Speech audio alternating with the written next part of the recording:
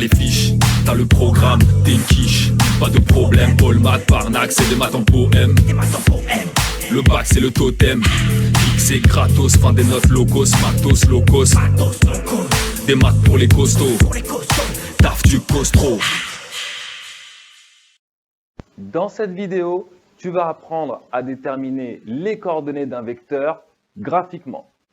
Donc, premier groupe de vidéos, vecteurs et repères. Et ici, nous allons déterminer les coordonnées graphiquement.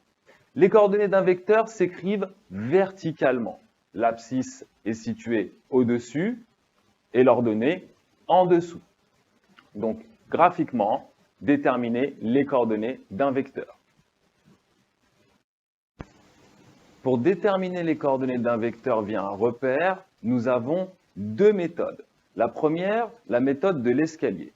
La méthode de l'escalier consiste à dessiner une marche, puis compter les déplacements. De quelle manière? De la manière suivante. Si tu te déplaces vers le haut ou vers la droite, tu comptes le déplacement positivement. Si tu te déplaces vers le bas ou vers la gauche, tu comptes le déplacement négativement. Regardons ce que ça donne. Sur le vecteur V, je vais donc dessiner une marche comme celle-ci, par exemple. Voilà. Et je vais compter les déplacements. Je me suis déplacé de 3 carreaux vers le haut, donc plus 3. Je me suis ensuite déplacé de 2 carreaux vers la droite, donc plus 2. Et c'est presque terminé, puisqu'il suffit maintenant de rentrer les coordonnées. Le vecteur V a pour coordonnées, sur l'axe des abscisses, 2 déplacements vers la droite, donc plus 2, pour l'ordonnée 3. Voilà, c'est terminé. Regardons avec le vecteur U maintenant. Nous allons de la même manière dessiner un escalier. Nous avons plusieurs façons de dessiner cet escalier. J'en profite pour te le dire. Cet escalier-là, celui-ci, ou dans l'autre sens. Celui-ci ou celui-ci. Toutes ces marches vont amener aux mêmes coordonnées. Donc, il n'y a pas de souci à se faire sur ce point-là. Partons donc de ce point, dessinons une marche. Voilà. Comptons les déplacements. Je me suis déplacé de 4 carreaux vers le bas, donc moins 4, et de 1 carreau vers la droite, plus 1. J'écris alors les coordonnées du vecteur U. L'abscisse 1, le déplacement horizontal, l'ordonnée moins 4, toujours le déplacement vertical. Continuons avec le vecteur W. Ici, c'est un peu particulier, comme tu peux le constater. C'est une marche qui est une marche plate. Voilà. Mais ce n'est pas grave. Nous partons donc de là. Hop, nous créons notre marche.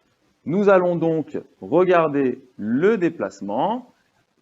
Le déplacement horizontal est de 1, 2, 3, 4 carreaux vers la gauche, donc moins 4. Moins 4. Le déplacement vertical, il n'y en a pas, donc 0.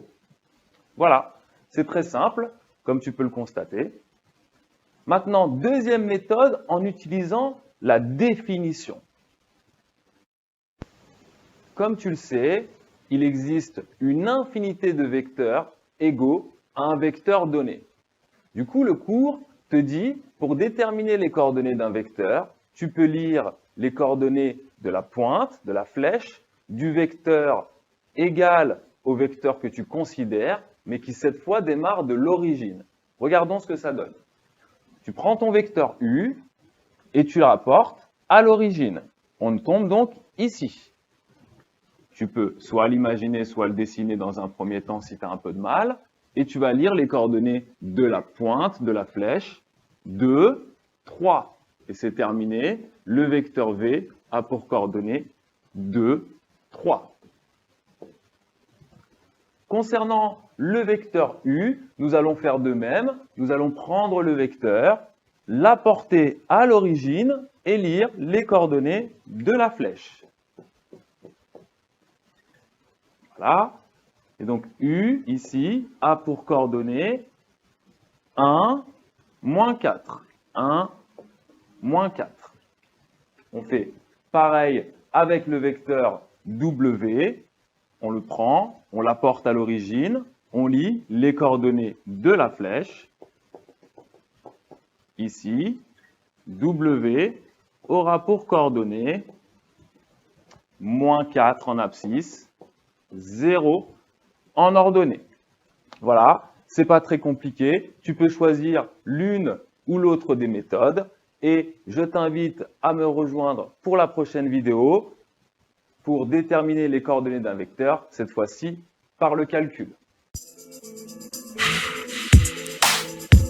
T'as les fiches, t'as le programme, t'es une quiche.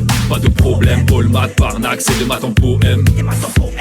Le bac c'est le totem, X c'est gratos, fin des notes locos, matos, locos. Des maths pour les costauds, taf du costro.